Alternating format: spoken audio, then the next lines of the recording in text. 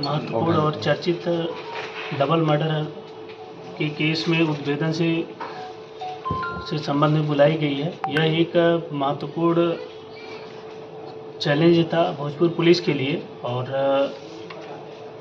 Bhojpur police को 30 जनवरी को हम लोगों को संध्या में करीब 9:45 के आसपास एक सूचना मिलती है कि एक घर में दो जो है बुजुर्ग दंपति हैं जो प्रोफेसर थे, इनकी डेड बॉडी पड़ी हुई है। तो तत्काल हमारी टीम वहां पर थानाध्यक्ष एएसपी सदर हिमांशु और डीआईयू की हमारी टीम और मैं स्वयं 5 से 7 मिनट में मौके पर पहुंचा। तो हम लोगों ने पहले जो वहां पर देखा जिस प्रकार हत्या की गई थी तो वो एक काफ़ी ग्रूसम तरीके से, भयानक तरीके से हत्या की गई थी, चाकुओं से गोद के। तो ये एक दर्दनाक मौत दी गई थी और इसके बाद हम लोगों के लिए एक चैलेंज था भोजपुर पुलिस के लिए और इसके लिए वरीय पदाधिकारियों के द्वारा भी और मुख्यालय के द्वारा भी लगातार मॉनिटरिंग की जा रही थी और शासन के द्वारा भी मॉनिटरिंग की जा रही थी कि इस जो एक ग्रूसम तरीके से जो हत्या हुई है इसकी जल्द जो है इसका उद्भेदन किया जाए और सही अभियुक्त को पकड़ा जाए और इसके पीछे कारण अगर कोई हो तो उसको भी उद्भेदित किया जाए। इसके लिए शुरुआत में ये ब्लाइंड केस था और हम लोगों के लिए एक चैलेंज था क्योंकि हम लोग जैसे ही वहाँ पर सीसीटीवी फुटेज या अन्य जो भी टेक्निकल एविडेंस शुरुआत में थे, लिंक था, वो सारे चीज़ हम लोग स्टार्ट किए। तो शुरुआत में एक धुंधले से फुटेज और वो भी संदिग्ध फुटेज था और उसमें ये भी नहीं पता था कि इसी ने किया है या किसी दूसरे ने। तो एक हल्का सा फुटेज प्राप्त था, उसके अलावा हम लोगों के पास कुछ भी नहीं था कि जिसे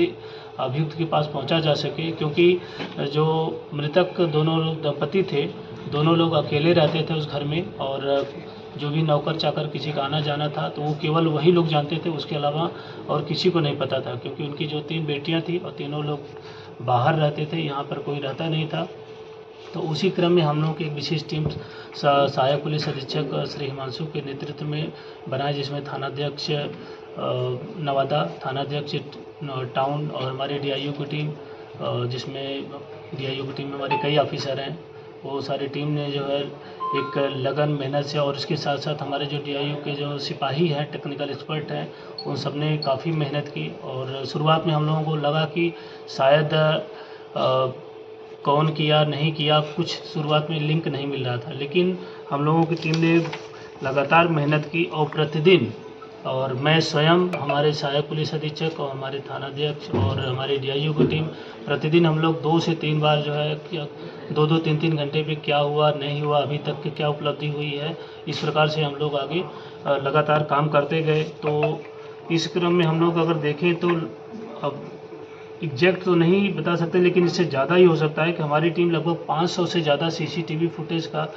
एनालिसिस किया और उसका हम लोगों ने अवलोकन किया और ये न सिर्फ आरा में ही बल्कि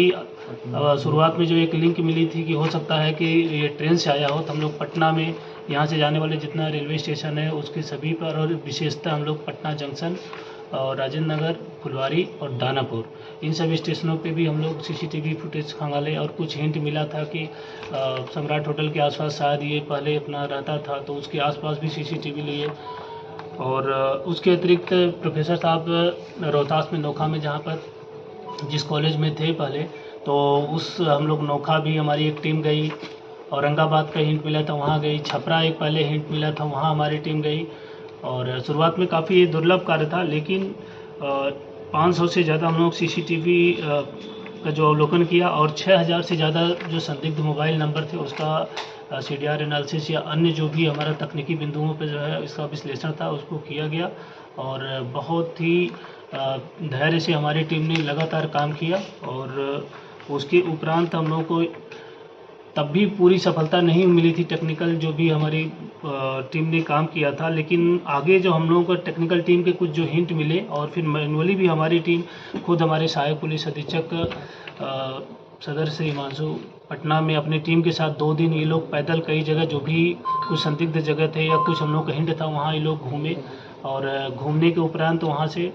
कुछ व्यक्तियों के द्वारा भी हमें सहयोग मिला कि 1-2 व्यक्ति संदिग्ध फ़ोटो को पहचाने। फिर पहले जिस एरिया में यह अभियुक्त रहता था वहाँ हम लोग टीम भेजे तो वहाँ भी ये लोग 1 दिन तक एक एक व्यक्ति से वो फुटेज अपना दिखा के पूछते रहे कि कौन जानता है नहीं जानता है। तो वहाँ से जब कुछ हिंट मिलता है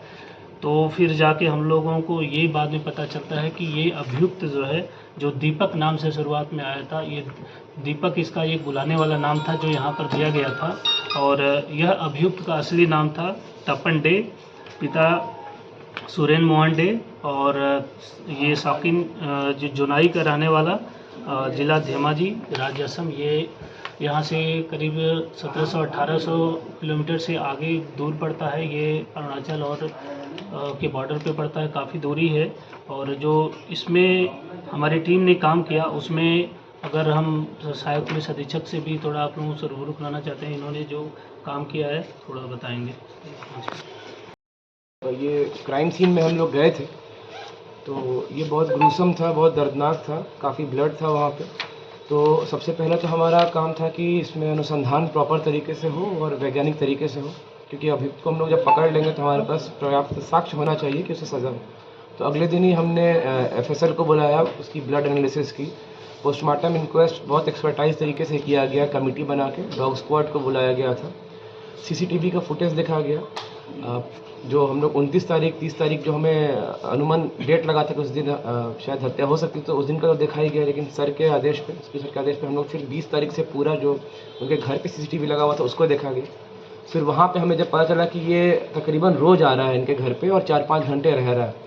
तो फिर हम लोग और भी जो उनके घर में 1-2 लोग थे उनसे भी पूछे, but they were having no idea about it कि कौन है क्या है। इनके घर में भी जो इनके परिवार वाले हैं इनसे भी इन्होंने कभी डिस्कशन नहीं किया था। इनके क्लोज़ फ्रेंड्स, इनके भाई जो यहाँ रहते हैं, जो दंपति महोदय थे, उनको भी इनका कोई आइडिया नहीं था। फिर हमने सीसीटीवी ट्रेल किया, ट्रेल हमने आप कह सकते हैं कि पीरों तक किया, लगभग जितना सीसीटीवी मिल पाया हमें। और एक टीम हमारी जो ट्रेल करके स्टेशन तक गई। फॉर्चुनेटली स्टेशन पे हमें एक क्लियर फुटेज इसका थोड़ा सा मिला और ये पटना जाते हुए दिखा। फिर हमें एक अनुमान हम लोगों को लगा कि शायद पटना जा सकता है। पटना का वो पैसेंजर है बैठा था, तो आप सोचिए कि पैसेंजर हर जगह बैठती है, तो हर स्टेशन पे, स्टेशन के बगल वाले जो मार्केट होते हैं वहाँ पे पूछा गया, मैनुअली पूछा गया। हमारी टीम, हमारे सिपाही टीम्स बना के, जो नए नए इनफैक्ट पीएसआईज जो ज्वाइन किए हैं उनको भी ये फ़ोटो दिखा के सर्कुलेट किया गया कि आप प्लीज़ दिखाइए। जो आपके एनाइट वाला मोहल्ला है, जो धोबी घाट वाला मोहल्ला है, हर जगह दिखाया गया इसमें। लोग बोल तो रहे थे कि हाँ इसे देखे हैं और ये थोड़ा सा बिहार का नहीं लग रहा है, तो इससे हमें ये तो कंफर्म हो गया कि ये जो लड़का है ये बिहार का नहीं है, ये बाहर का है। हल्का हल्का हिंट लेके हम लोगों ने फिर जाके सम्राट होटल में भी पता किया, बट वहाँ पे चूँकि ये 10 साल पहले 15 साल पहले काम छोड़ चुका था, 12 साल पहले, तो किसी को इसके बारे में कोई आइडिया नहीं था। स्टाफ भी चेंज हो जाते हैं। फिर जो इससे लिंक्ड लोग थे वो भी सारे अनफॉर्चुनेटली डेड कर गए हैं। कोविड में कोई डेड कर गया, कोई बीमारी से डेड कर गया, तो वो भी लिंक नहीं मिला था। तो उनके बेटे से, उनके रिलेटिव से हमने पता किया, तब थोड़ा थोड़ा लिंक मिला कि कहाँ रहता है, क्या करता है। ऐसे करते करते लगभग 500-600 कैमराज हमने देखा। कैमरा देखना भी एक बड़ा काम होता है। 24 घंटा कैमरा देखा हम लोग, हमारी टीम्स में, हमारे जो सिपाही हैं, और इनफैक्ट जो डीआईयू में नहीं है, थाने के स्टाफ हैं, जो हमारे ऑफिस स्टाफ हैं, सर के ऑफिस स्टाफ हैं, एसपी सर के, वो लोगों ने भी देखा। हर मैन पावर का अच्छा से यूज़ किया गया है यहाँ पे। और फिर हमें जब इसके घर के बारे में एनालिसिस ये मिला कि कहाँ घर है, तो फिर हमने बहुत बहुत क्या चतुराई से पूछा, क्योंकि अगर मान लीजिए घर में भी इनके पता चल जाता है कि इसको मर्डर